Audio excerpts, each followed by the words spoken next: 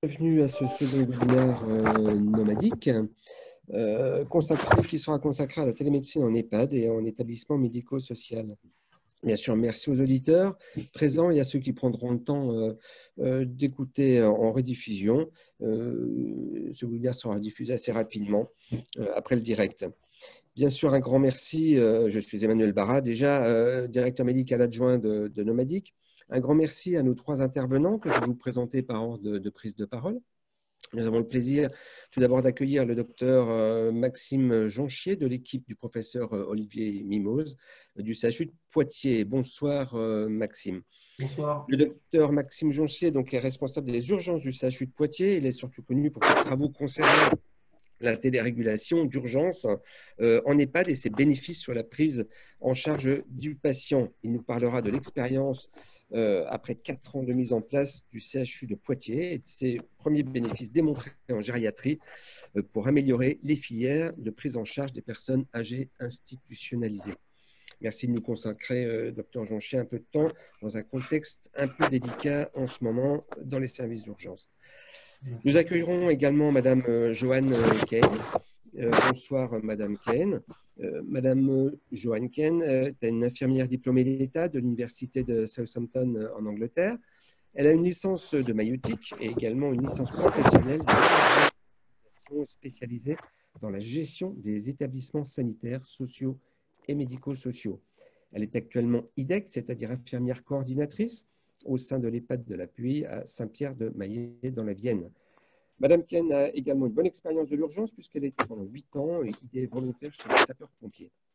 Madame Ken nous parlera de son expérience de la mise en place de la télémédecine au sein de son EHPAD et des bénéfices médicaux et sociaux pour les personnes âgées, mais aussi à l'égard des personnels soignants.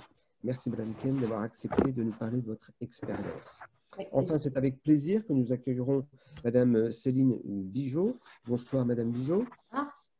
Madame Bigeot est passée par une maîtrise de droit public précédant un DESS de droit des interventions sanitaires et sociales des collectivités territoriales. Madame Bigeot détient un DU de gérontologie générale. Elle a suivi une formation de directeur des établissements sanitaires, sociales et médico-sociales à l'école des hautes études en santé publique de Rennes et a obtenu un certificat d'aptitude de fonction de directeur. Madame Bigeot a 15 ans d'expérience en tant que directeur d'établissement sanitaire, social, médico-social et dirige depuis 7 ans 2 EHPAD. Madame Bigeot, vous nous parlerez de votre expérience dans la mise en place de la télémédecine dans les établissements d'un point de vue administratif, financier, politique, organisationnel. Et merci bien sûr de dégager un peu de temps pour faire profiter les auditeurs de votre expérience. Après plusieurs années d'expérimentation et de résultats inégaux, la pratique de la télémédecine en établissement médico-social arrive peu à peu à maturité. Elle se stabilise aujourd'hui autour de 3 grands axes. La téléconsultation avec le médecin traitant ou le spécialiste référent qui permet de limiter les déplacements et d'assurer la continuité des soins. La téléexpertise synchrone, asynchrone, qui facilite l'accès du résident à un avis spécialisé. Et enfin, la télérégulation avec le SAMU Centre 15 qui correspond souvent aux premiers besoins exprimés par les équipes. De récentes études cliniques en confirment les grands espoirs pour une meilleure gestion des urgences et la limitation des hospitalisations évitables. L'accompagnement du résident par un personnel bien formé permet, grâce à des nouveaux outils, dispositifs médicaux connectés, interconnexion, dossiers patients, d'enrichir la visioconférence de nombreux éléments cliniques objectifs, les paramètres vitaux, le CG, la téléauscultation, autodermatoscopie, et d'affiner ainsi le diagnostic. On parle alors de télémédecine augmentée. À partir de l'expérience du GHT de la Vienne et du SAMU 86, grâce à nos intervenants, ce webinaire vous propose donc d'explorer les différentes facettes de cette nouvelle pratique et d'en discuter les aspects logistiques, mise en place, projet, financement, choix des outils organisationnels, formation des équipes, application des requis, conduite du changement et médicaux en termes de bénéfices cliniques, mais aussi du confort et du bien-être du patient.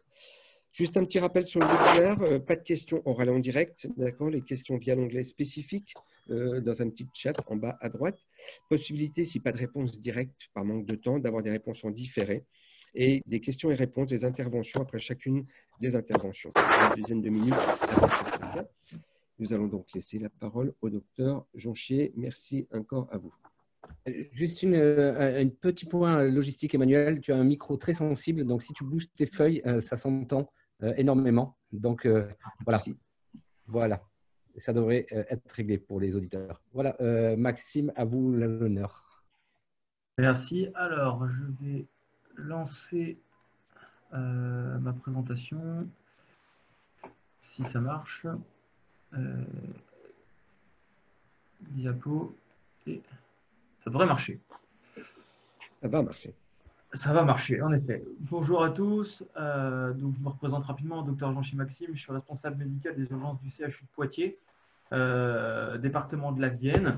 Alors, pour revenir un petit peu, disons que pour présenter assez brièvement notre activité, nous, on est une équipe, en fait, on est un groupement territorial de différents services d'urgence. On a 4 services d'urgence qui est en fait sous la direction du service d'urgence du CHU de Poitiers. Donc, on a Poitiers, Loudun, Châtellerault et Montmorillon. Ça fait 4 centres. En fait, tous les services d'urgence du département sont gérés par les mêmes urgentistes et ce sont les mêmes urgentistes qui y travaillent avec une régulation commune qui est une régulation au sein du CHU de Poitiers.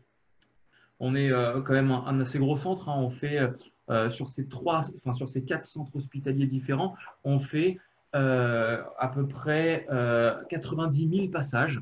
90 000 passages annuels. Après, d'un point de vue régulation, on fait à peu près 150 000 dossiers de régulation par an.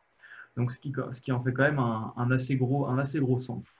Nous, on avait décidé de s'équiper du système de télémédecine il y a maintenant 4 ans environ, avec une montée en puissance qui va être, on va dire, un petit peu, étape par étape. C'est-à-dire qu'on avait commencé par équiper en tout premier lieu les SMUR de télémédecine et les ambulanciers privés.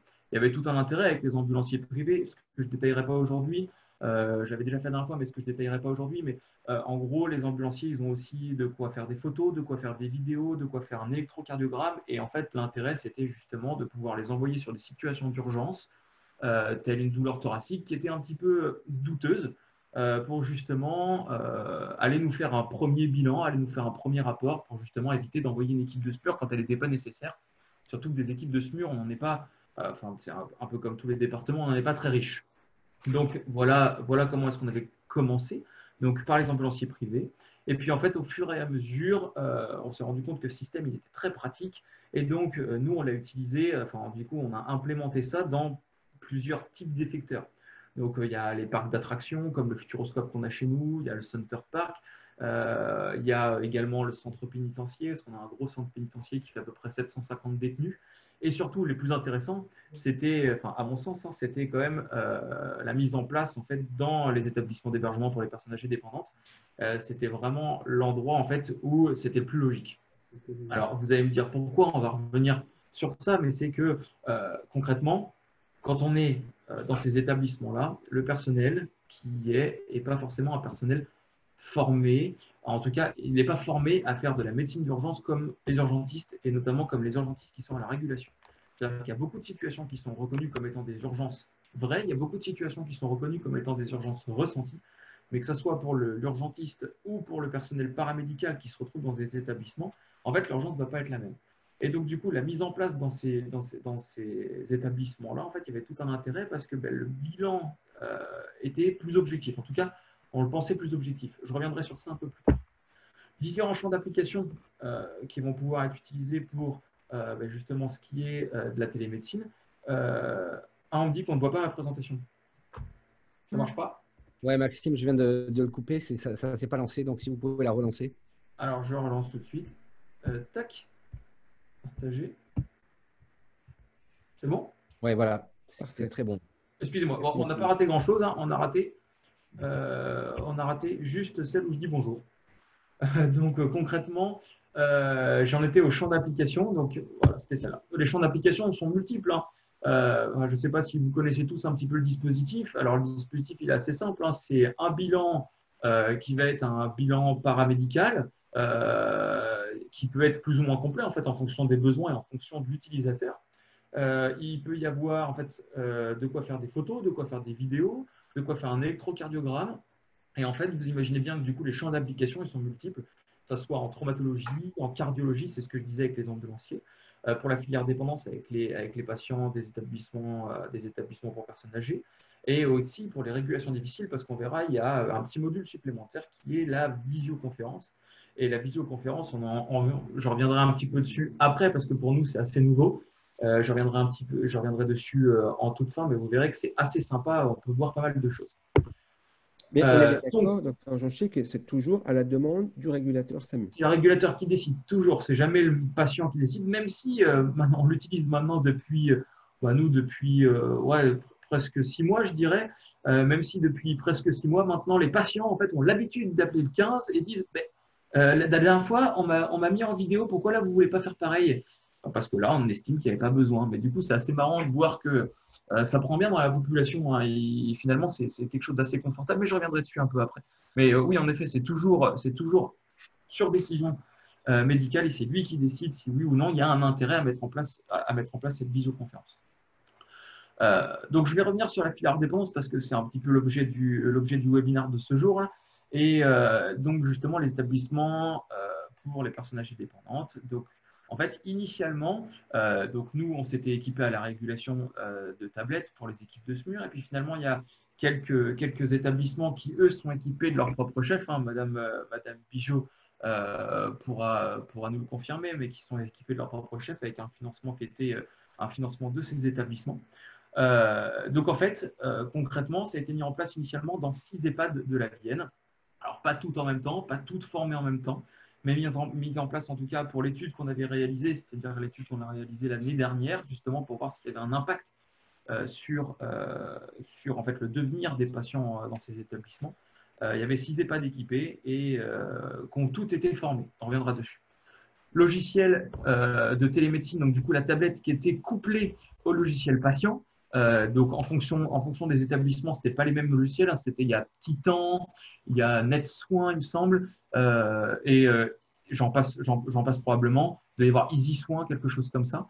En tout cas, voilà, elles étaient couplées. Donc le logiciel patient qu'il y a dans les EHPAD était couplé à la tablette, et donc c'était génial parce que quand on sélectionne un patient sur la tablette et qu'on envoie le bilan au centre de régulation, au centre 15, eh bien en fait, nous, directement depuis la régulation, on a accès à la totalité du DLU en fait.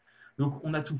On a les 15 derniers jours de transmission, on a le traitement actualisé du patient, le GIR actualisé du patient, tous ses antécédents. On a les directives anticipées lorsqu'elles ont été faites et lorsqu'elles ont été récupérées par le médecin les médecins coordinateurs, pardon. Donc du coup, c'est pour nous en tout cas, c'était très très intéressant. Pour prendre des situations assez simples. Hein. Combien de fois, je ne sais pas s'il y a des médecins régulateurs dans la salle, mais combien de fois, nous, à la régulation, on demande quels sont les antécédents du patient, où finalement, la personne au bout du téléphone, elle est avec le patient, elle n'est clairement pas dans la salle de soins avec l'ordinateur qui a tout le dossier, elle n'en sait absolument rien, et surtout, le temps qu'elle redescende, qu'elle ouvre l'ordinateur, etc., c'était une perte de temps monumentale. Et quand je dis monumentale, c'est que ça peut m'arriver encore d'attendre 15 à 20 minutes avant qu'on me rappelle, parce que l'ordinateur ne s'ouvrait pas, parce qu'il n'y avait pas le code de l'infirmerie, etc., etc. Donc, du coup, c'est vrai que ça nous faisait gagner du temps. Pas que le personnel paramédical ne sait pas nous donner les antécédents ou lire un tableau, bien sûr que non. Ils savent le faire, c'est juste que ça prend du temps. Et donc, il y avait cet intérêt, c'était le gain de temps. De toute façon, tout ce qu'on avait mis en place, en tout cas, tout ce qu'on a essayé de faire, c'est de rester dans les objectifs de la direction générale de l'offre de soins, là, c'est-à-dire amélioration du parcours de soins du patient. Amélioration du parcours de soins du patient, c'est en 2010 il disait ça. C'est vraiment faciliter, accélérer la prise en charge du patient justement pour lui offrir le soin adapté au moment adapté. Donc voilà comment est-ce qu'on était parti. L'hypothèse qu'on avait mis en place, c'est que dans ces 6 EHPAD-là dont je parlais, c'était qu'on va réussir à améliorer le parcours du soin du patient en mettant en place le dispositif de télémédecine. Et donc, du coup, qui dit améliorer le parcours du soin du patient dit l'orienter au bon endroit, au bon moment, et surtout l'orienter vers un service d'urgence si nécessaire. Et finalement, la seule chose qui est évaluable, c'est vraiment ce point-là, c'est l'envoyer dans un service d'urgence si nécessaire. Et donc ça, on va revenir sur ça, où on a mis en place cette étude, donc qui était une étude observationnelle monocentrique. Pourquoi monocentrique? Parce que, ce que je vous disais, le seul centre de régulation de la Vienne, c'est au CHU, et que du coup, tout a été centralisé depuis le CHU. C'était une étude avant-après. Alors, je vais revenir dessus, mais pourquoi une étude avant-après? Parce que concrètement, en 2019, on s'était dit, on va prendre les 6 EHPAD qui sont équipés du dispositif de télémédecine et on va comparer aux 69 autres EHPAD de la Vienne qui, elles, ne sont pas équipées de ce dispositif. Et puis on verra, en fonction du nombre d'appels, si on en envoie plus aux urgences dans celles qui ne sont pas équipées que dans celles qui sont équipées. Après, il y a aussi autre chose, c'est qu'on va se dire, ah oui, c'est bien, mais peut-être qu'on régule d'une manière différente dans ces 6 EHPAD-là, ce qui est possible. Pourquoi est-ce qu'on régulerait d'une manière différente? Peut-être parce que ces EHPAD-là, on a confiance, peut-être parce qu'on y allait pour les former sur le dispositif, peut-être parce qu'on y allait juste leur présenter le matériel pour leur dire voilà ce que nous, à la régulation, on attend, parce que c'est ce qui a été fait. Et donc, du coup, on s'est dit, ce qu'on va faire, c'est qu'on va comparer à une année où, justement, ni les 69 EHPAD de la Vienne, ni les 6 équipés ne l'étaient. Parce que si on peut prouver qu'en 2017, par exemple, qui est l'année qu'on avait pris de référence de contrôle, si on montre qu'en 2017, il y avait exactement le même nombre de transferts dans les patients, chez les patients des EHPAD sélectionnés et des EHPAD non sélectionnés, eh bien, en fait, les résultats de l'année 2019, quand elles sont équipées, c'était plutôt des résultats qui étaient objectifs. Donc, on a fait ça, on a pris une première période avant 2017, première et une seconde dans la période après, en fait, en 2019, où on a comparé à chaque fois le groupe contrôle, c'est-à-dire les 69 EHPAD qui sont non équipés, du groupe interventionnel, c'est-à-dire les 6 EHPAD qui se sont équipés, elles, en 2019 et qui ne l'étaient pas en 2017, justement pour gommer un petit peu un certain biais qui est un biais de sélection et aussi un biais d'évolution des pratiques. Donc, si on regarde le groupe interventionnel, finalement, c'est les résultats qui sont intéressants. On peut voir que finalement, il y a une diminution du nombre de transferts de 16%. Diminution non significative. Non significative, c'est-à-dire quoi? Ça veut dire qu'il y a toujours un possible biais dans la sélection des patients. Cependant, on peut voir le nombre de patients, c'est 115 plus 140, ça fait 255 patients. Ça fait, en fait, on a évalué cet impact-là sur seulement 255 patients, ce qui est un chiffre beaucoup trop petit, ce qui est un nombre de patients beaucoup trop petit pour avoir un chiffre significatif. Quoi qu'il en soit, il y avait quand même si en médecine on n'aime pas trop dire ça, mais il y avait quand même une tendance à la diminution du nombre de transferts de l'ordre de 16%. C'est du pourcentage relatif, pas du pourcentage absolu, donc vous ne prenez pas la tête sur on passe de 56 à 64, non, c'est en pourcentage relatif, c'est ça qui est important, et c'est 16%. Après, on s'était dit, oui, mais dans ce cas-là, c'est facile de les laisser dans l'EHPAD. C'est facile de laisser le patient dans l'EHPAD. Et dans ce cas-là, est-ce qu'il y a une différence sur le nombre de rappels? Parce que de dire, oui, bon, pas de souci, il est en détresse respiratoire, écoutez, on va rien faire, on va le laisser, puis bon courage. Ça, c'est facile de le faire. Mais après, est-ce qu'il y a eu un nombre de rappels? C'est-à-dire, est-ce qu'on a plus rappelé pour les patients qu'on laissait sur place ou pas?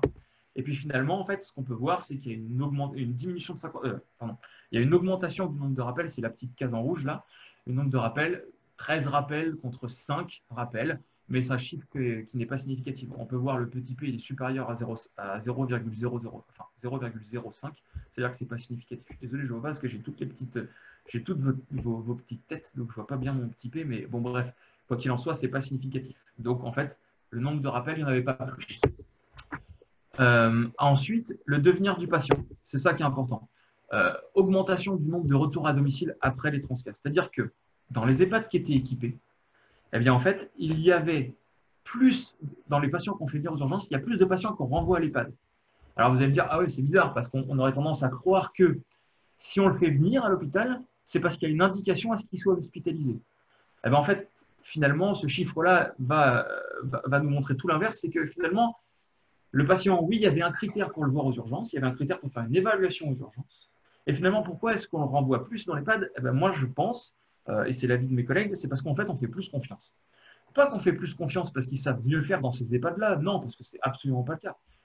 Ils sont finalement, alors, le prenez pas mal, Madame Bigeot, je vous vois, mais c'est pas du tout ça. Mais c'est pas qu'ils savent mieux faire, c'est que concrètement, on sait que si jamais il y a un souci, on saura nous rappeler. Et on saura nous rappeler et nous donner quelque chose d'objectif.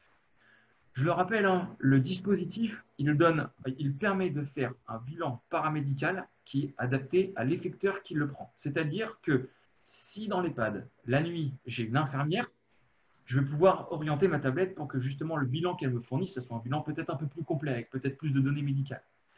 Si l'EHPAD, la nuit, et ce qui est dans la plupart de la France comme ça, ce sont du personnel type AMP ou des aides-soignantes, elles ne sont pas forcément la formation d'urgence complète, elles vont avoir des formations d'urgence courtes, des formations qu'on passe sur 3 jours.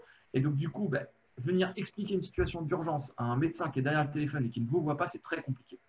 Eh bien, en fait, le bilan va aider à ça. C'est-à-dire que le bilan va vous faire prendre des informations.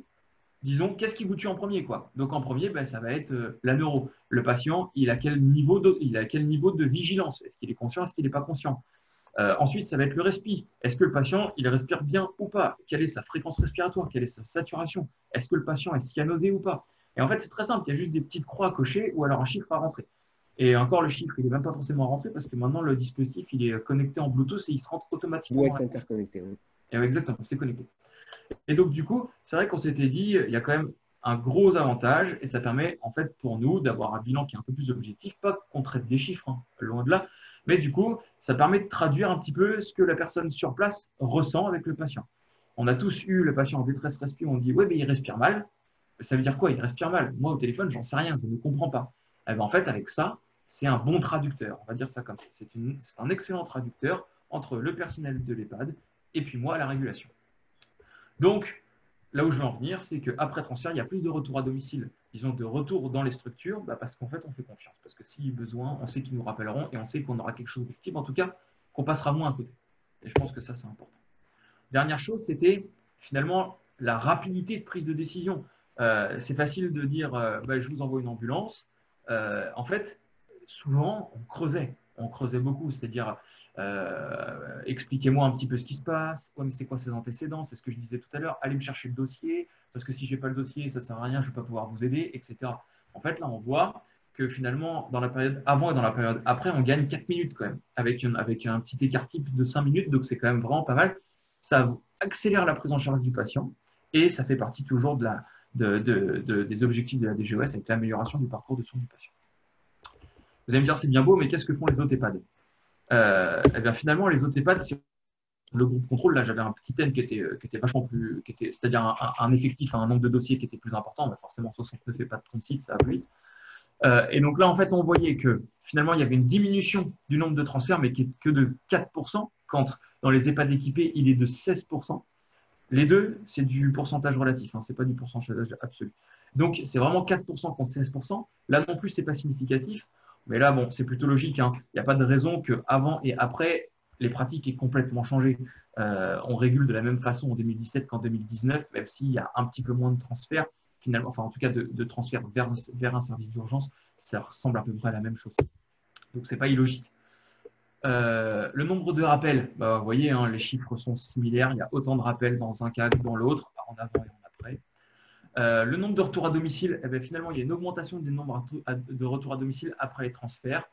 34%, je ne sais pas si vous vous rappelez l'autre chiffre, c'était 50%, je crois. Donc, il y a quand même plus de retours à domicile dans les structures qui sont équipées maintenant du dispositif de télémédecine que dans les autres. C'est toujours, de mon point de vue, hein, c'est toujours une question de confiance et une question de savoir appeler à l'aide, avoir des critères logiques, de dire on ne se passera pas à côté de quelque chose. Parce que ça, enfin, si on prend un exemple, hein, ça arrive, hein, un patient consulte aux urgences, on le renvoie dans l'EHPAD et le personnel dans l'EHPAD récupère le patient, se dit il n'est toujours pas bien et n'ose pas rappeler parce que il a vu un médecin il y a 1 heure, le médecin a dit que ça posait aucun souci qu'il rentre à l'EHPAD. Donc c'est que moi je dois me planter. Le personnel, enfin le personnel paramédical à l'EHPAD doit se dire ça. En fait, finalement, c'est ce qu'on peut voir avec le dispositif, c'est que nous, on leur fait plus confiance parce qu'on sait très bien que si jamais ça ne va pas, elles rappelleront et on aura quelque chose d'objectif. Et là, nous, on pourra dire, nous, urgentistes, hein, OK, on s'est planté. On s'est planté. Et je pense que c'est là aussi toute la force de ce dispositif.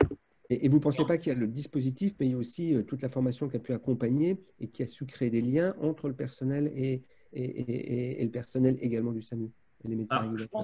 Je pense que oui, c'est possible. Alors, oui, pourquoi? Parce que c'est sûr que dans ces établissements, on s'est déplacé, même si ce n'est pas de nombreuses fois, hein, mais on s'est déplacé justement pas pour leur présenter le matériel, parce qu'on n'a pas de conflit d'intérêt. Moi, je ne travaille pas pour Nomadic. Donc, en fait, j'avais aucun intérêt d'aller leur expliquer comment ça marchait.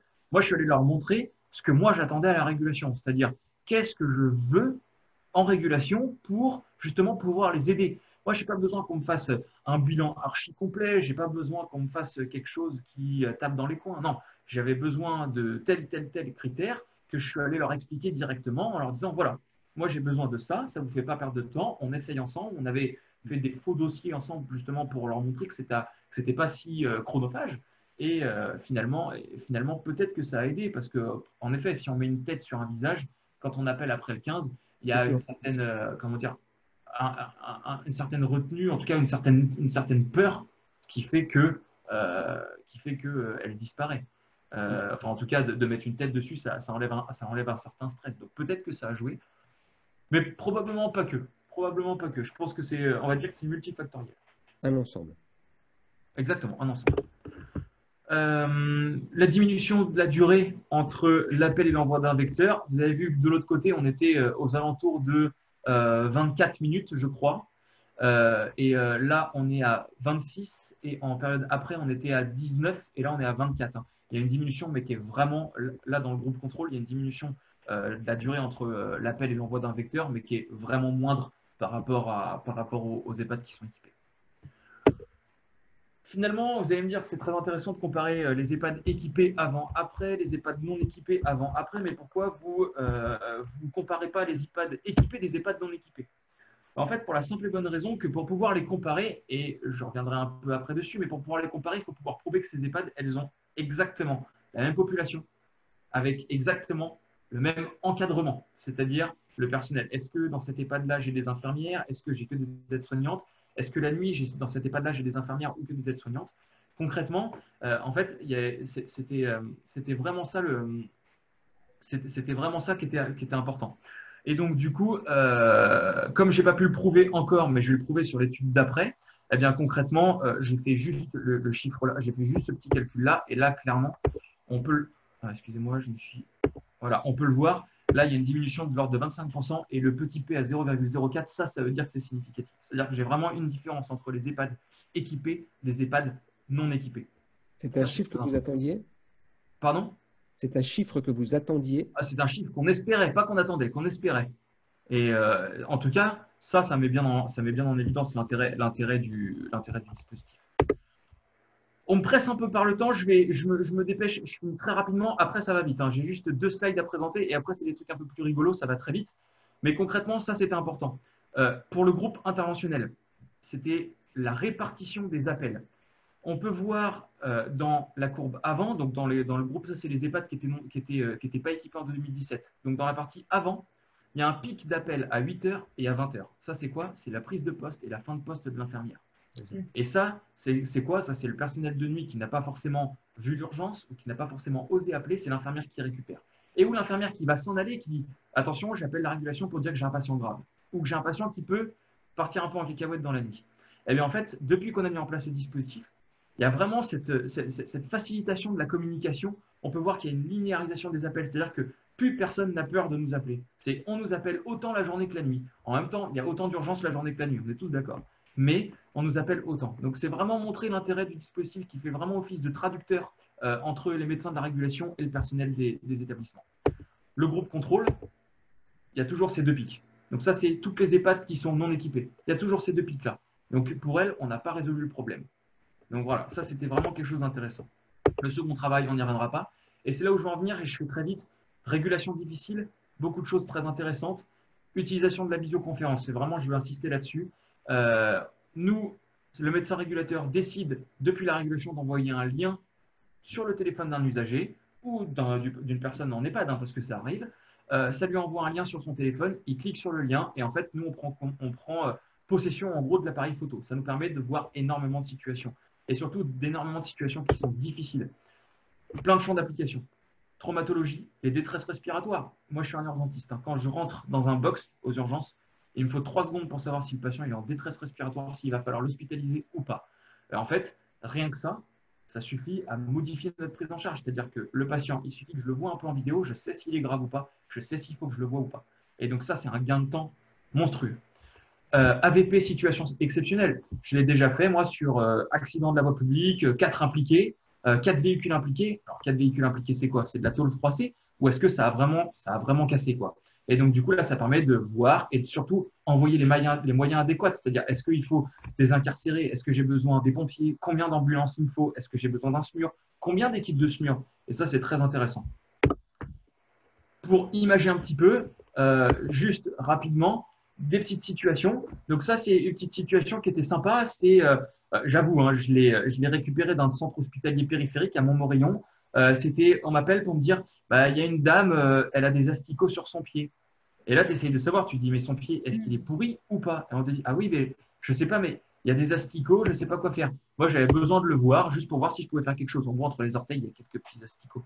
Et donc, ça, c'était hyper intéressant parce que justement, ça a permis de prendre des avis auprès des dermatos en disant, est-ce qu'il y a quelque chose à faire?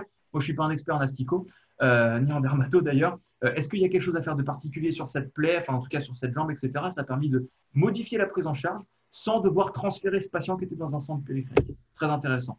Très intéressant. Préhospitalier, un médecin généraliste de Poitiers qui appelle en disant qu'il s'est tordu la cheville.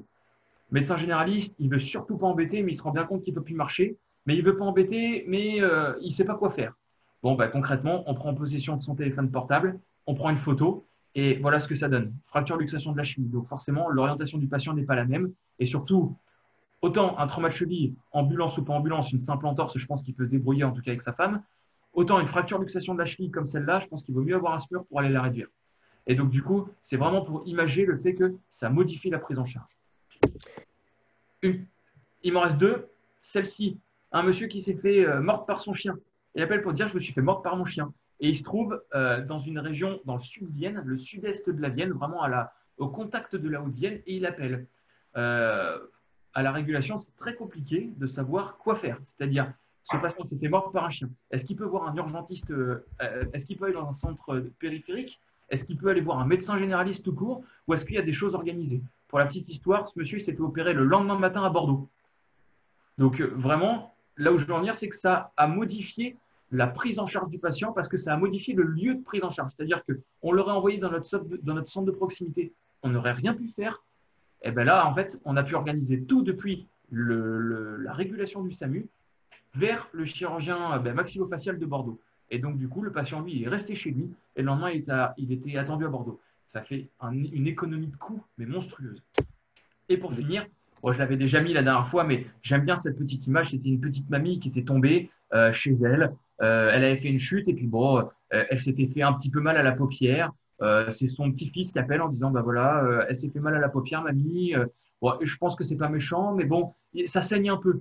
Bon, ça saigne un peu. On était encore dans un centre, en tout cas le centre de proximité était un centre de périphérie. Et là, tu te dis bon, est-ce qu'il y a besoin de l'ophtalmo? Il n'y a pas besoin d'ophtalmo. L'ophtalmo, il est juste au CHU de Poitiers. Qu'est-ce que je fais? Ce serait mieux si je le voyais. Eh bien, finalement, avec la vidéo, bah là, on peut voir, il y a une belle plaie de globe. Eh bien, du coup, cette dame, elle est passée en urgence au bloc opératoire. Il a fallu 30 minutes entre l'appel et son installation au bloc opératoire en ophtalmo. Donc, voilà. Un gain énorme. Un gain énorme. Bah, sinon, je l'aurais envoyé dans un centre de périphérie. On aurait organisé un transfert à 1 heure de route, sachant que la dame, elle était pile à mi-distance entre le centre de périphérie et le centre de référence, mais elle était vraiment pour le centre de périphérie d'un point de vue géographique. Donc, en fait, on aurait perdu un temps monstrueux. Et là, ça a permis en 30 minutes de l'installer sur le bloc ophtalmo. Et donc, c'était royal. Docteur Jonchier, il me semble savoir que c'est à peu près la seule et première étude qui devrait montrer un bénéfice clinique de la télérégulation. Seule étude française qui fait, en tout cas, qui montre l'impact de la régulation en EHPAD, de la télérégulation en EHPAD. Il y a pas mal de choses qui ont été faites sur la télérégulation et notamment la télérégulation de la traumatologie pour savoir si on envoie dans les bons centres, est-ce que le patient est bien orienté vers le centre de référence, en tout cas, ou le centre adéquat, etc. Il y a eu des études faites sur ça. En tout cas, il n'y a pas eu d'études faites sur les établissements pour personnes âgées dépendantes et notamment sur l'impact dans leur confort, parce que faire venir un patient en urgence, c'est jamais confortable. Alors, première. On va aller voir maintenant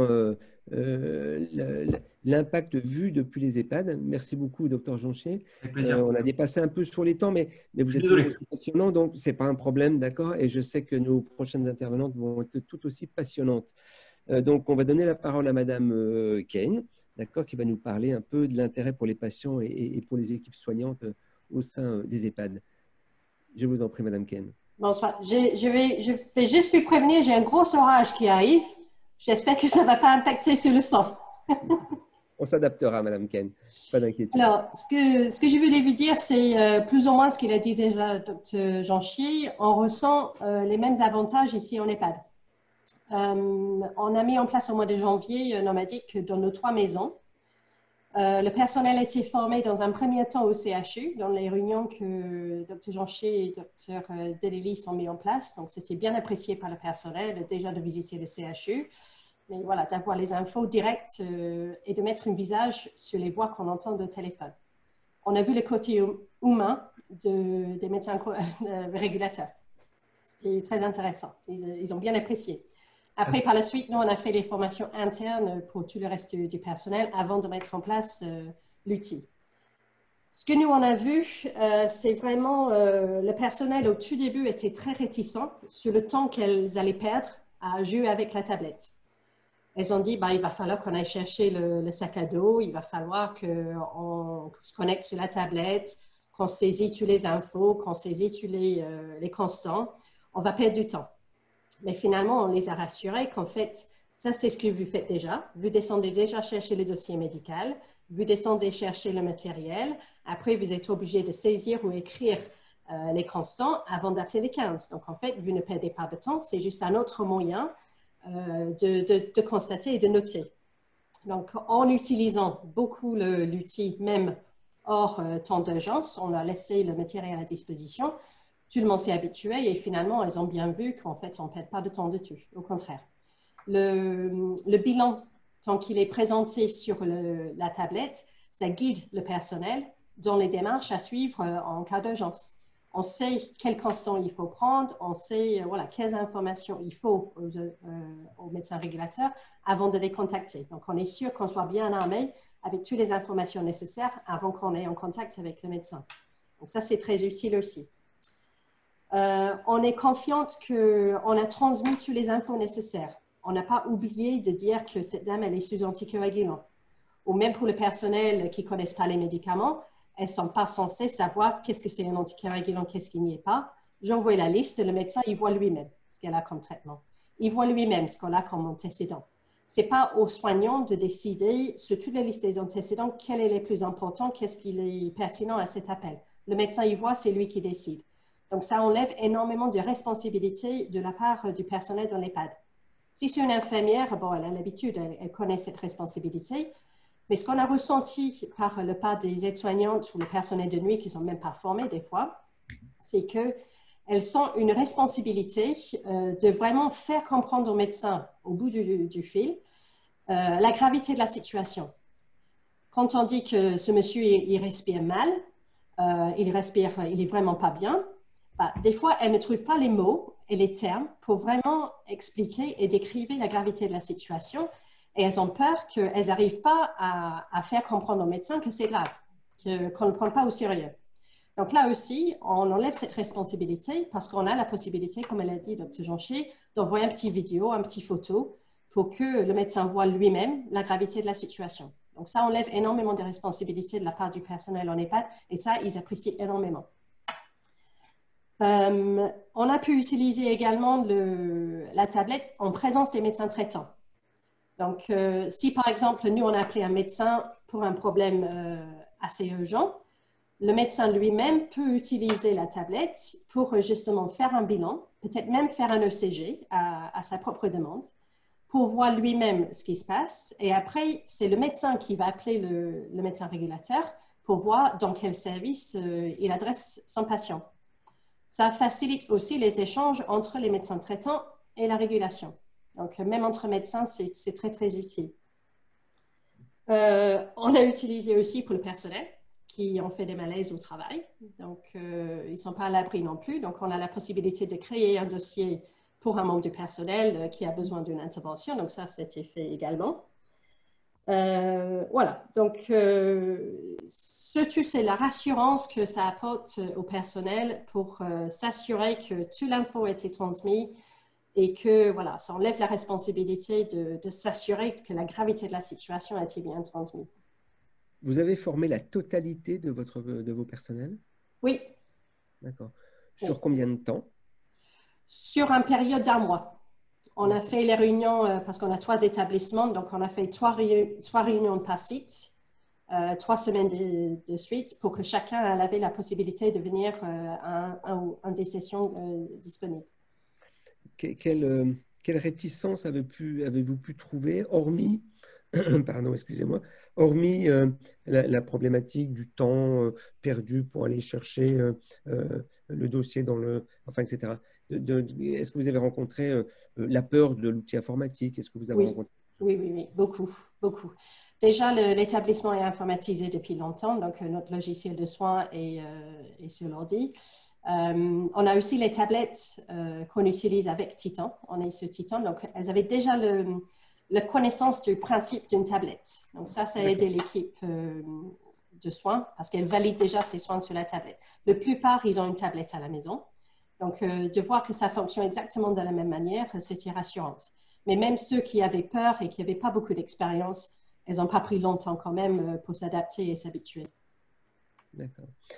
Est-ce que vous avez l'impression que ça a nettement modifié vos relations avec les médecins régulateurs? Oui, donc, énormément. Oui, énormément. Ouais. Dans le sens de la confiance? Dans la confiance, dans l'écoute, voilà, on ne perd pas de temps à passer par, voilà, Madame un tel âge, tel gire, tel antécédent et tout ça. On peut aller vite fait dans le vif du sujet. Et tout de suite, on est en confiance parce qu'eux, ils ont les infos qu'ils ont besoin. Et là, ils nous demandent juste les détails. C'est juste les détails qu'ils ont besoin. Et il n'y a pas de questions qui vont poser souci au personnel pour qu'ils aillent chercher les infos. Ce qui posait énormément de problèmes avant, c'est quand le médecin demandait à quelqu'un non diplômé, est-ce que cette dame prend les anticoagulants? Est-ce qu'elle a les antécédents de problèmes respiratoires? Voilà, donc est-ce que vous... ça, ils voient eux-mêmes.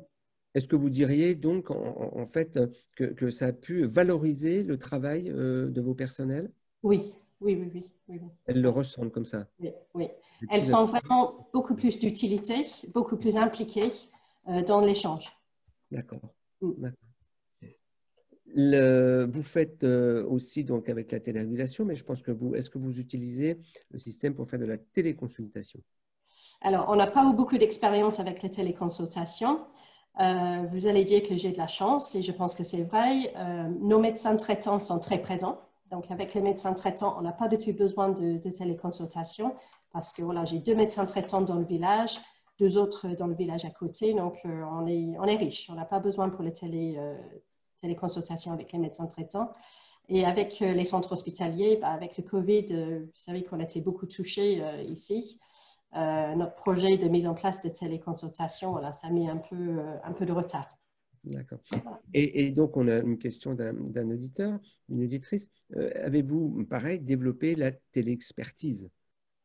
Ça, c'est quelque chose qu'on a toujours fait avec le CHU, mais de manière informelle. Et c'est quelque chose que, oui, on est tout à fait prête à mettre en œuvre, mais jusqu'à là, on n'a pas eu la nécessité. D'accord. Ouais. Quel avenir vous voyez pour la télémédecine au sein de vos EHPAD, de vos établissements médico-sociaux? Qu'est-ce que vous chercheriez comme amélioration? Je vous entends mal, pardon, vous avez dit? Qu'est-ce que vous chercheriez comme amélioration? Alors, je pense que c'est plutôt pour la qualité de vie des résidents. On est à 1 heure de Poitiers, 3/4 d'heure de Montmorillon, 3/4 d'heure de Châtellerault. Donc, pour tous les consultations à l'extérieur, on a le problème de transport. Souvent, ce n'est pas pris en charge, ça dépend vraiment du contexte et la consultation nécessaire. Mais voilà, c'est ce problème de transport, ce problème de temps et le problème de confort pour les résidents. Si ça peut se faire ici chez eux, je pense qu'on aura beaucoup plus de chances à convaincre justement certains résidents de se faire prendre en charge. Parce qu'il y a certains qui disent « Oh non, laisse tomber, je n'ai pas envie, une journée entière à l'hôpital, rester sur le brancard, ça ne m'intéresse pas. » Si ça peut se faire en visio, je pense qu'on aura plus de chances à convaincre certains de se faire soigner. De se faire soigner. Ouais. Pour vous, vous diriez que c'est aujourd'hui une expérience qui est enrichissante et plutôt convaincante? Oui. Bien évidemment, le peur qu'on a, c'est qu'une fois que la téléconsultation, la téléexpertise, etc., soit vraiment mise en œuvre et que ça se fait beaucoup, ça va être le temps infirmière. Mais je pense que c'est la réticence de pas mal de EHPAD et surtout les créneaux horaires. Souvent, c'est les médecins qui vont nous donner les créneaux. Si c'est en pleine matinée, quand les infirmières sont dans les soins dans l'EHPAD, ça risque de poser souci de disponibilité des infirmières. Donc, dans l'idéal, il va falloir une infirmière dédiée aux consultations, selon le nombre qu'on aura à terme. Et donc là, je pense qu'il y aura quand même une certaine pression sur le temps infirmier dans les EHPAD. Et donc, travailler sur la coordination. Oui, oui, oui. Eh bien, Madame Kane, merci beaucoup de vos lumières et de votre expérience. Et nous allons passer à Madame Céline Bigeaud, donc, qui va nous parler de l'aspect plus organisationnel, financier, politique de la télé. Merci. Très bien. Bonjour et puis merci pour l'invitation. Alors moi, je vais essentiellement vous parler de la télérégulation puisque c'est l'expérience première que l'on a. La genèse du projet, parce qu'il y a, avant de mettre tout en place, il faut une décision. Nous, on a la chance en fait d'être associés au GHT de la Vienne. Et du coup, dans les réflexions que l'on a menées dans le cadre du projet médical partagé, il est rapidement ressorti dans nos difficultés la gestion des urgences, et notamment la nuit, avec du personnel peu qualifié, aides-soignants et ASH, et pas d'infirmières, et voilà, les hospitalisations de nuit qui posent souci. Donc rapidement, on s'est orienté sur cette problématique-là, et pour essayer de trouver une solution pour améliorer tout ça. Sur le côté financier qui aurait pu bloquer, du coup, on a répondu à un appel à candidature avec le CHU dans le cadre du GHT pour on était 4 EHPAD hospitaliers autonomes à répondre avec eux. Donc, on a eu la chance d'avoir un financement total de l'équipement. Je crois que c'était à peu près 10 000 € par établissement. Alors, ça date de, je crois que c'est 2017 ou 2016, je ne sais plus exactement. Et on a fait le choix donc d'acheter une tablette par établissement avec tous les outils connectés. Donc voilà, sur la genèse, c'était un peu ça. Nous, la direction étant convaincue, les crédits obtenus, il a fallu régler les problèmes techniques, ce qui n'est pas une mince affaire pour nous, petit EHPAD, puisqu'on n'a pas de directeur des services d'information, de technicien, enfin vraiment sur l'informatique. Sur le choix du matériel, pour nous, ça a été assez simple, hein, puisque, comme l'a dit le docteur Jonchier, le SAMU était déjà équipé d'un matériel nomadique, donc on a suivi sur le même matériel. Par contre, nous, notre difficulté, c'était effectivement pour que ça fonctionne, on voyait déjà la suite, il fallait absolument qu'il y ait une interface, comme l'a dit aussi Madame Kling, avec notre logiciel de soins. Donc, on a été les premiers à négocier avec Titan. Pour le coup, nous, ça a été un peu plus long que les autres parce qu'on avait tracé le chemin pour eux. Mais effectivement, ça a été pas mal de discussions entre Nomadic et Titan pour qu'ils nous ouvrent en fait l'accès, l'interface entre ces deux logiciels. Alors, c'est vrai que je peux remercier aussi les intervenants techniques de Nomadic qui ont pris le relais aussi parce que techniquement, on est vite dépassé dès qu'on parle trop technique sur les interfaces, nous, on est un peu perdus. Donc, ils ont pas mal dialogué avec eux. Il a fallu à un moment donné aussi un peu mettre du point sur la table parce que notre logiciel de soins n'était pas très enclin à ouvrir son logiciel à un autre. Nous, on a dit que voilà, à un moment donné, c'est soit il faisait, soit on finirait par changer de logiciel. Donc, on a réussi. Alors, il y a eu aussi un coût d'interface qui n'était quand même pas négligeable parce que je crois que c'était à peu près 2 000 €. Mais pour nous, c'était essentiel parce que si on voulait que ça fonctionne, il fallait que les équipes n'aient pas une manipulation supplémentaire à faire. Alors, surtout dans la gestion d'urgence où on a autre chose à faire que de perdre du temps d'aller chercher un dossier. Donc voilà, cette étape-là qui a été un petit peu longue, nous, ça a duré plusieurs mois parce qu'on était les premiers, mais bon, on a fini par y arriver. L'autre point technique qui était important, c'était la nécessité d'avoir le Wi-Fi dans l'établissement, ce qui n'est pas forcément… Alors, sur des établissements récents, en général, on l'a, mais sur des établissements plus anciens, c'est pas toujours… c'est pas toujours le cas. Et là, pour le coup, c'était important, d'autant plus dans le cadre de l'urgence, puisque l'intérêt qu'on y voyait aussi, c'était de gérer l'urgence au pied du lit, en restant vraiment à côté du résident. Donc là, c'est pareil, ça a eu un coût, parce que notamment sur un des 2 établissements que je dirige, qui était plus ancien, on n'avait pas de Wi-Fi, donc il a fallu l'installer. Et là, pour le coup, on était, je crois, dans l'ordre de 18 à 20 000 €, donc c'est quand même pas rien. Mais c'est voilà, des étapes un peu obligatoires. Donc, ça a pris du temps, tout ça, mais voilà, on a eu une bonne aide et puis finalement, on a fini par réussir à passer un peu toutes ces étapes techniques un peu compliquées pour nous quand on n'est pas technicien soi-même. La 3e étape, donc la décision était prise, c'était techniquement possible. Il a fallu présenter le projet aux équipes et surtout le vendre parce qu'effectivement, les premières les premiers a priori, c'est de la technique supplémentaire, même si on est informatisé depuis longtemps sur les logiciels de soins. Ça reste une nouvelle technique. On est dans un contexte de manque de temps pour les professionnels déjà, de passer auprès du résident. Et voilà, on se disait encore de la technique, ça va nous faire perdre du temps, on ne va pas y arriver, ça va être compliqué, etc. Donc, il a fallu montrer que l'outil choisi, il était facile à utiliser, il était instinctif, et puis voilà, et puis il fallait aller vers la modernité. La modernité, c'était de plus envoyer forcément nos résidents à l'hôpital, mais de gérer l'urgence de chez nous. Donc l'objectif, on a vraiment axé sur le meilleur parcours du résident dans l'urgence, la meilleure prise en charge et si possible d'éviter des hospitalisations la nuit, qui peuvent avoir parfois des conséquences non négligeables pour le résident quand il reste toute une nuit sur un brancard pour peut-être une urgence qui aurait pu être réglée à un autre moment. Et puis, bon soin au bon moment. Donc, voilà, on a vraiment insisté sur tous ces objectifs. Et là, pour le coup, l'équipe ne pouvait qu'adhérer. Après, la quatrième étape que moi je vois, ça a été la formation. Donc, la formation initiale. Nous, on a eu la chance que le docteur Jonchier, comme on était dans les premiers, est venu directement dans nos structures, a fait plusieurs réunions avec notre personnel. Et là, effectivement, ça a permis que chacun puisse parler de ses craintes. Notamment, il y avait des agents de nuit qui étaient là parce que autant les infirmières, comme disait Madame Kane, elles ont l'habitude et c'est pas très compliqué. Pour des ASH ou des aides-soignants de nuit, ça reste plus compliqué d'appeler les urgences. Donc là, voilà, chacun a pu dire ce qu'ils attendaient, l'intérêt pour chacun de ce qu'ils voulaient. Et avec des exemples précis, elles ont vraiment compris pourquoi on leur demandait ça. Et donc, ça a été vraiment une étape qui a été importante pour convaincre. Et au-delà de ça, effectivement, le docteur Jonchier, avec son équipe, a pu montrer comment on utilisait. On avait fait des cas concrets, comment on utilise la tablette. Et tout le monde a pu voir que c'était assez simple. Alors, nous, on a fait le choix dans l'établissement, effectivement, aussi de former tous les personnels, alors, toutes les infirmières, tous les AS-AMP, également tous les ASH qui sont dans le soin, et notamment les agents de nuit, qui sont aujourd'hui les premiers, les premiers utilisateurs, j'allais dire, et les plus fervents défenseurs de cet outil aujourd'hui.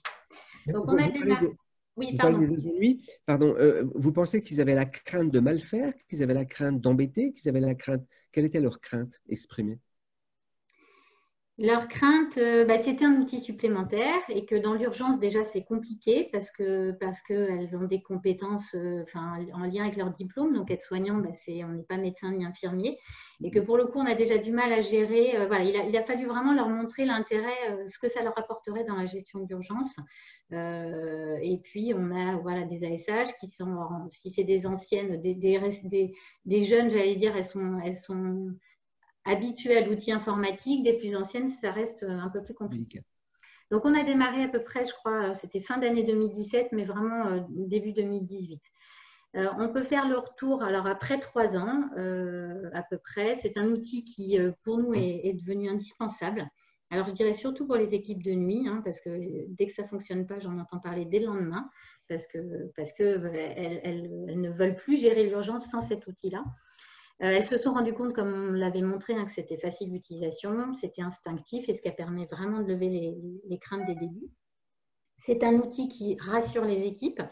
Comme on l'a dit, ça a permis aussi d'améliorer la relation avec la régulation médicale, avec une meilleure connaissance aussi par la régulation médicale de nos moyens en EHPAD, parce que c'est vrai que souvent on avait « mais vous n'avez pas d'infirmière en EHPAD la nuit ?» Non, on n'en a pas. Je pense que les urgentistes, ils ont autre chose à faire, mais ne savaient pas forcément quels étaient nos moyens.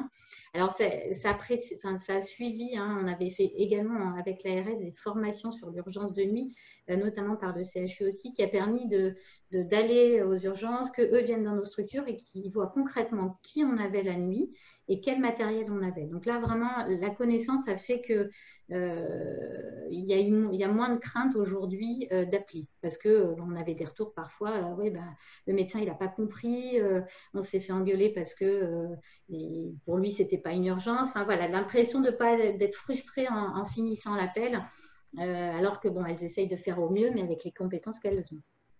Donc, Donc voilà, elles peuvent donner effectivement des éléments objectifs, comme vous disiez, Madame Quin, ça cadre un peu l'entretien et puis ça permet qu'il y ait peut-être moins d'écart entre la réalité ressentie enfin, l'urgence ressentie et l'urgence réelle, parce qu'encore une fois, l'urgence ressentie, elle est en fonction de ses compétences et quand on est aide-soignante ou ASH, ben, on n'est pas infirmier.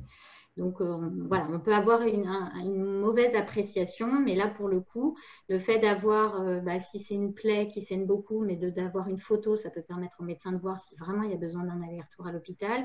L'idée aussi de la vidéo, on en avait déjà discuté, mais le médecin nous disait quelqu'un qui respire mal, avec une vidéo courte, on peut rapidement faire la différence entre une crise d'angoisse et un problème cardiaque. La crise d'angoisse, elle ne nécessite pas une hospitalisation. Un problème cardiaque réel nécessite une hospitalisation. Donc là, on ne passe pas à côté de quelque chose. Et puis, je crois que depuis ça, les agents, comme vous le disiez, n'hésitent plus à appeler pour des conseils. Des fois, on appelle simplement la régulation médicale pour des conseils et ça, c'est rassurant. Nous, on n'a pas d'infirmière la nuit, donc on n'a pas non plus d'astreinte de nuit ni de garde de nuit. Donc voilà, elles savent que si elles ont besoin, elles peuvent appeler. En plus, il y a une traçabilité derrière, donc c'est intéressant. Ça permet de raccourcir l'entretien téléphonique. Effectivement, ça on l'a clairement identifié, puisqu'il n'y a pas besoin d'argumenter. En fait, le médecin, il a tout ce qu'il veut et s'il lui manque quelque chose, il nous dit tout de suite photo, vidéo et puis il complète et il a le bon diagnostic tout de suite. Madame Bigeaud, juste une petite question. Quand vos personnels appellent la nuit, systématiquement, ils enclenchent la procédure tablette, nomadique, avant d'appeler, même pour un conseil, avant d'appeler le SAMU. J'y suis pas. Je dirais que oui, la plupart, je pense que oui. Il y a le seul cas où on n'utilise pas, c'est une urgence vitale où la personne ne respire plus et n'est pas consciente, où là, effectivement, on n'utilise pas la tablette. Sinon, oui, dans tous les cas, on l'utilise. L'autre point qui nous paraît très intéressant et très important, c'est que effectivement le professionnel il gère l'urgence au pied du lit, c'est-à-dire qu'il reste à côté du résident. Quand antérieurement on est obligé l'aide-soignante appelait, aller voir le dossier de soins avec le téléphone, il y avait l'autre soignant qui restait avec le résident et puis elle devait communiquer. C'était pas simple. Là pour le coup, on a la tablette, on a le dossier, on reste à côté du résident. Et du coup, on gère l'urgence. Ça rassure aussi le résident, quelque part, qui ne voit pas l'infirmière courir partout. Donc là, l'importance aussi du Wi-Fi, je leur dis que le Wi-Fi marche bien partout dans l'établissement. Ça, c'est très important. On a tous connu ça comme médecin régulateur. C'était effectivement la sensation que le personnel de nuit se retrouve perdu dans les couloirs, se sent mal à l'aise parce qu'il laisse le résident, ne trouve pas forcément les clés, n'a pas l'habitude, etc., etc. Le fait de savoir en tant que médecin régulateur que le personnel soignant est près du malade, c'est vraiment aussi rassurant pour le médecin régulateur. Et puis, ça dépend de la taille de la structure. Nous, si je parle de la brunetterie qui a 80 résidents, on n'a que 2 agents la nuit. Donc, au mieux, on a une aide-soignante, une ASH. Donc, effectivement, en général, c'est l'aide-soignante qui appelle la régulation médicale. Ça veut dire que c'est l'ASH qui reste avec le résident pour l'urgence. Donc, qui est encore, un peu moins qualifié, même si on essaie quand même de les former à l'urgence. Mais voilà, le fait de rester en binôme aussi, je pense, pour les équipes, c'est rassurant. Et puis, l'aide-soignante qualifiée reste à côté du résident. On peut faire le constat, je pense que ça a permis d'éviter des hospitalisations. Donc ça, c'est forcément bénéfique pour le résident parce que les longues attentes la nuit sur un brancard, pour des personnes âgées, ça peut avoir des conséquences non négligeables en termes d'escar ou des choses comme ça. Enfin voilà, des fois, ça peut aller très vite. Donc ça, c'est quand même essentiel. Les points de vigilance que je verrais pour le fonctionnement sur le long terme, parce que là, maintenant, on a 3 ans d'expérience sur la télérégulation, on est convaincu, tout le monde est convaincu et l'utilise, ça, pas de souci. Par contre, il faut effectivement sensibiliser et reformer en interne régulièrement les équipes, donc les nouveaux et puis même les anciens, parce que il suffit d'avoir une fois, enfin pas pour les agents de nuit qui sont eux, mais pour les agents de jour, il suffit d'une fois où ils ont utilisé la tablette puis elle n'a pas fonctionné pour que la fois d'après on lui dise ah, bon non mais de toute façon ça marche pas. Bon, voilà, donc il faut vraiment qu'il y ait de la formation régulière et l'auto-formation. J'allais dire, nous on leur dit des fois la tablette quand vous avez 5 minutes, vous regardez, vous essayez de voir comment ça fonctionne. Il faut régler les problèmes techniques parce que bon, ça reste de la technique, mais le Wi-Fi, je le disais, j'insiste, mais c'est le cas. S'assurer que la tablette elle est chargée, parce que c'est mieux quand on en a besoin qu'elle soit chargée. Mais c'est un petit détail, mais c'est embêtant quand ce n'est pas le cas. Et puis, sur les interfaces, nous, la mise à jour des dossiers, on a eu quelques petits soucis où il faut parfois faire des manips pour qu'il y ait vraiment, enfin, que l'interface fonctionne bien. Encore un point pour nous qui n'est pas réglé, mais bon, qui se réglera peut-être un jour, c'est notamment cette interface, elle ne va que dans un sens. On ne va que de Titan vers nomadique.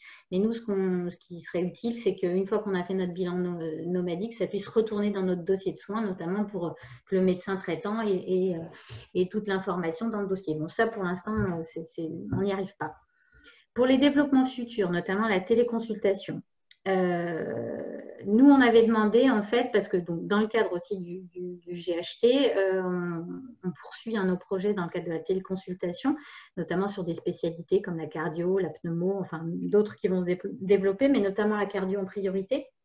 Au départ, on voulait nous donner un autre outil. Alors là, on a vite dit stop, stop, stop. S'il faut un outil par spécialité, ça ne fonctionnera pas. Il faut vraiment qu'on ait un seul outil avec éventuellement des logiciels différents. Donc, c'est ce qu'on a obtenu. Notamment, donc, on a été formé pour la cardio. On a un logiciel, enfin, sur notre tablette nomadique, on a l'urgence nomadique et après on a le logiciel pour les téléconsultations, notamment cardio. Donc là, voilà, c'était vraiment important qu'une fois qu'on a un outil qui fonctionne, on ne multiplie pas les outils parce que là, on risque de perdre les équipes. Alors, un autre point dont a parlé Madame Kane aussi, autant dans la télérégulation, on a bien montré que cet outil permet de gagner du temps, ça c'est une évidence. Autant dans la téléconsultation, c'est du temps supplémentaire pour nos équipes. Quand aujourd'hui, le résident il part en consultation, alors c'est vrai que l'infirmière doit gérer la prise de rendez-vous, la gestion du transport, mais une fois ça réglé, elle prépare les papiers, mais on n'accompagne pas le résident aujourd'hui à la consultation. Demain, avec la téléconsultation, il faut effectivement encore prendre le rendez-vous, ça c'est pas nouveau, préparer le dossier, mais après l'infirmière, elle reste avec le résident pendant toute la consultation. Alors on y voit un intérêt réel pour l'infirmière d'être en relation directe avec le médecin spécialiste, de pouvoir aussi exprimer des fois ce que peut pas exprimer lui-même le résident. Mais par contre, c'est effectivement du temps, parce qu'on considère qu'on serait à peu près 1 heure de temps pour chaque téléconsultation. Donc, il y a les créneaux qui vont être importants à déterminer, mais clairement, nous, on se dit que sur notre temps quotidien, les infirmières, elles n'auront pas le temps de faire ça. Il faut vraiment que le jour où on a des téléconsultations, on ait une infirmière dédiée à ça. Et donc là, ce qu'on voudrait pour la suite, c'est un peu valoriser. Alors, il va falloir qu'on commence sans ça, mais c'est valoriser peut-être les économies qu'on pourrait faire dans le cadre du transport pour que ce soit répercuté et qu'on nous donne des moyens supplémentaires pour du temps infirmier. Parce qu'aujourd'hui, nos infirmières, elles sont, je pense que c'est pas dans tous les EHPAD pareil, elles sont hyper bookées et même si elles sont hyper motivées pour faire de la téléconsultation, elles sont juste dépassées en se disant quand est-ce qu'on va faire ça. Aujourd'hui, c'est difficilement gérable. Donc ça, on espère que pour la suite… Le corps médical est overbooké. Pardon ? Tout le corps médical est overbooké. Oui, toujours. Sans doute, sans doute.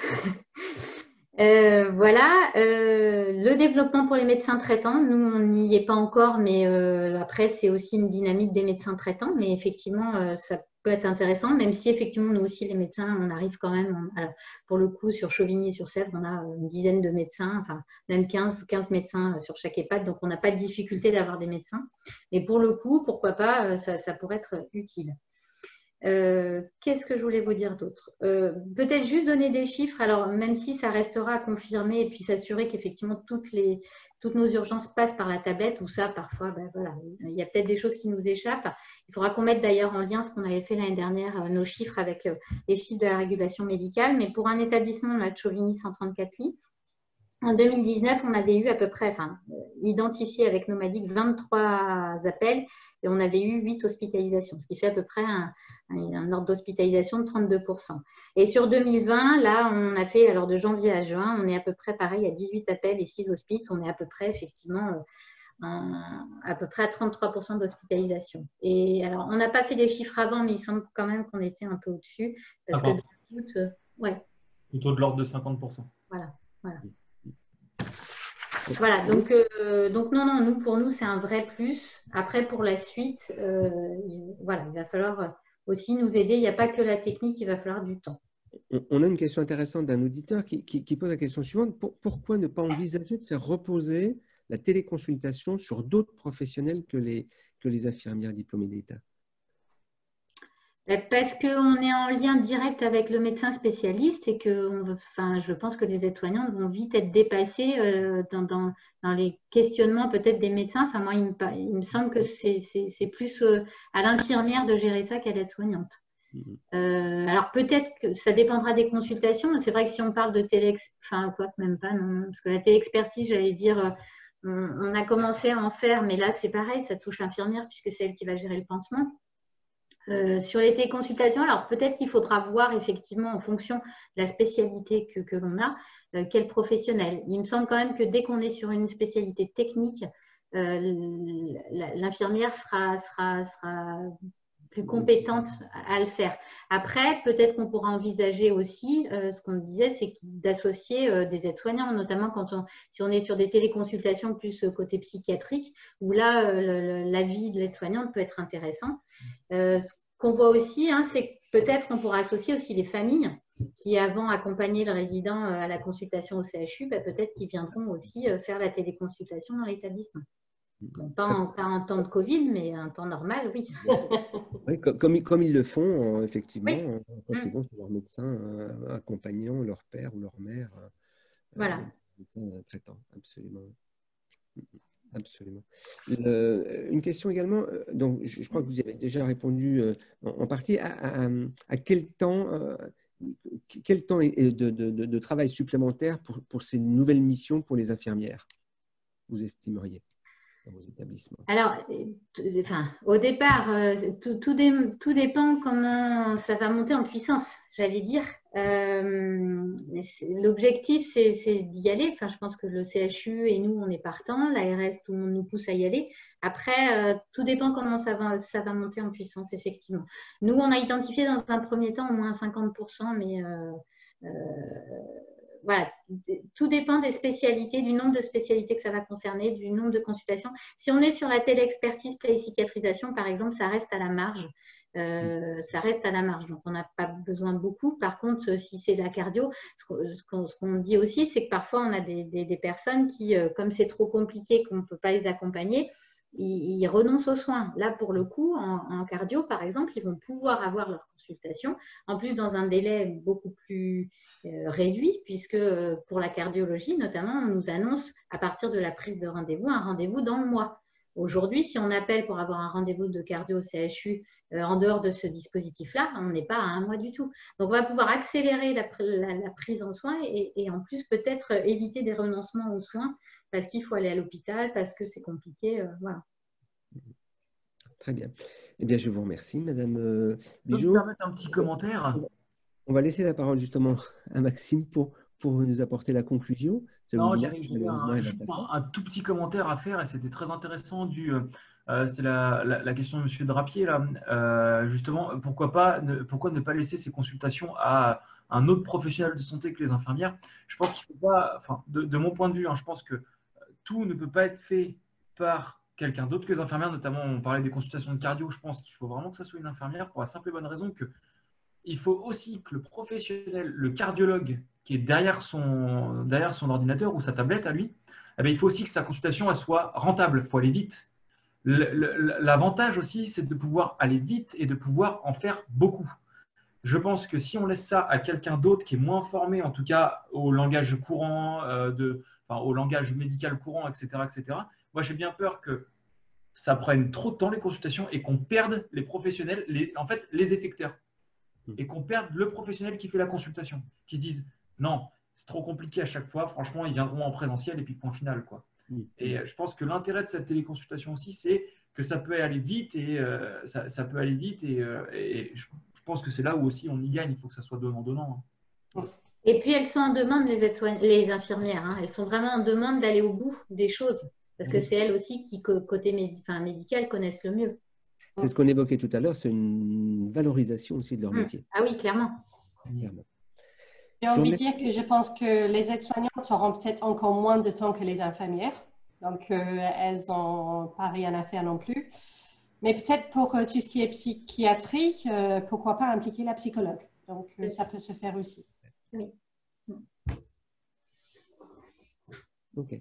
Je vais vous remercier. Donc, je vais vous remercier. On va arriver au terme de ce webinaire. Docteur Jonchier, est-ce que vous auriez l'amabilité de conclure sur l'intérêt de la télémédecine en EHPAD? Alors, sur l'intérêt de la télémédecine, je pense qu'il est tout démontré presque, hein, notamment, voilà, après de mon point de vue, hein, notamment pour tout ce qui est les effecteurs type ambulanciers privés, pour les médecins régulateurs et surtout pour les établissements pour personnes âgées dépendantes. Moi, je pense vraiment que ces personnes, quand ils sont aux urgences, il y a pas mal d'études qui ont été faites en France, hein. Notamment, il y a une étude qui montre qu'un patient âgé de plus de 75 ans qui reste aux urgences 1 heure, il est à risque de s'aggraver de 3%. En fait, il va s'aggraver de 3% par heure. Nous, aux urgences du CHU de Poitiers, on est sur du 4 heures d'attente, donc 4 x 3, 12%. On sait déjà, le patient, quand il arrive, on sait déjà qu'on va devoir le garder, même s'il n'est pas si mal que ça. Parce que justement, il va s'abîmer. Donc, voilà l'intérêt, en tout cas, de ce dispositif-là, c'est que on fait venir ceux vraiment qui ont besoin de venir. Et je pense que dans l'intérêt du patient, en tout cas, c'est très important. Et moi, j'élargirais même sur maintenant la visioconférence, maintenant que j'ai un peu plus de recul. La visioconférence, c'est vraiment, je pense, la régulation de l'avenir. On peut tout voir, on peut tout faire. Je pense en tout cas que tout le monde a y gagné, notamment les usagers de santé. On pourra adapter en tout cas les moyens aux besoins, en tout cas à la situation. En fait, on ne sera plus jamais surpris. Il n'y aura plus de surprise. Et je pense que le métier de l'urgence, c'est vraiment ça, c'est savoir anticiper. Et en tout cas, avec cet outil supplémentaire, ça permet de répondre à cette question-là qui est l'anticipation. Eh bien, merci, docteur Jonchier. Je crois qu'on aura tous compris que la télémédecine est maintenant prête, qu'elle va être en place, que ce soit la télérégulation, téléexpertise, téléconsultation, et qu'il va falloir répondre à quelques questions, comme entre autres les problèmes de coordination entre les requis et les requérants. Je tiens à vous remercier tous les trois pour vos interventions, d'accord. Remercier les auditeurs qui ont eu la patience de nous écouter, et j'espère qu'on se retrouvera bientôt sur un autre webinaire. Merci à tous et bonne soirée. Merci.